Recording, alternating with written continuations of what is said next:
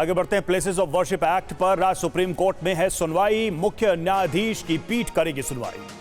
Act के समर्थन और विरोध में 6 याचिकाएं दायर की गई हैं।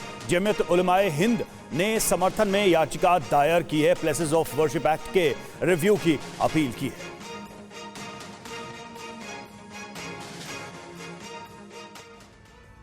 और इस मामले में आपको बता दें कि 20 मई 2022 को तत्कालीन सीजेआई चंद्रचूड़ की टिप्पणी इस पर क्या थी, आपको बताते हैं। जस्टिस चंद्रचूड़ ने यह कहा था कि वर्शिप एक्ट किसी पूजा स्थल के धार्मिक चरित्र का पता लगाने पर रोक नहीं लगाता। वर्शिप एक्ट धार्मिक स्थल के स्वरूप को बदलने पर रोक लगाता है। ये बड़ी टिप्पणी थी जो कि 20 मई 2022 को की गई थी प्लेसेस ऑफ वर्शिप एक्ट के मामले में।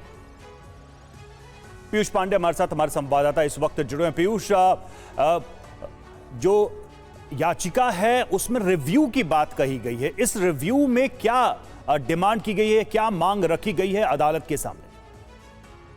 बिल्कुल, अभी देखिए इस मामले में जो अश्वनी उपाध्याय और डॉक्टर सुब्रमण्यम स्वामी समेत अन्य जो हिंदू पक्षकार हैं उनकी तरफ से जो कानून है उसकी समीक्षा करने की मांग की गई है। और ये कहा गया है कि कोई भी कानून सीधे तौर पर अदालत में याचिका दाखिल करने या कोई भी आवेदन दाखिल करने से नागरिक को नहीं रोक सकता है। और इस कानून की सबसे बड़ी खामी यही है कि पूरी तरह से धार्मिक मामलों में जो किसी पूजा स्थल की विवेचना करने या उसकी हकीकत का पता लगाने के संबंध में अगर कोई व्यक्ति याचिका दाखिल करना चाहे, आवेदन दाखिल करना चाहे, तो इस एक्ट के तहत पूरी तरह से रोक लगा दी गई थी।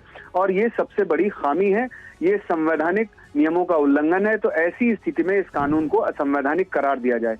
जबकि दूसरी ओर जमीयत उलेमा हिंद की तरफ से ये कहा गया कि इस कानून को पूरी तरह से समुचित तरीके से लागू कराया जाए ताकि जो अन्य इश्यूज हैं राम मंदिर के बाद वो ना उठ सकें और देश का माहौल अच्छा रहे। साथ ही जो एक पक्ष है वो पूरी तरह से अपने जो इबादत गाह हैं उनकी पूरी तरह से सुरक्षा रख सके।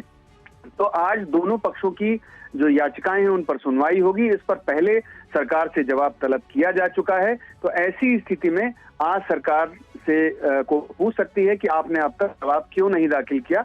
और इस मामले पर दोनों पक्षकारों से यानी कि अश्वनी उपाध्याय, सुब्रमण्यम स्वामी और दूसरी तरफ जमीयत उलमाए हिंद, इन दोनों की तरफ से दलीलें पेश की जा सकती हैं। जी रवि, शुक्रिया पीयूष आपका इस जानकारी के लिए।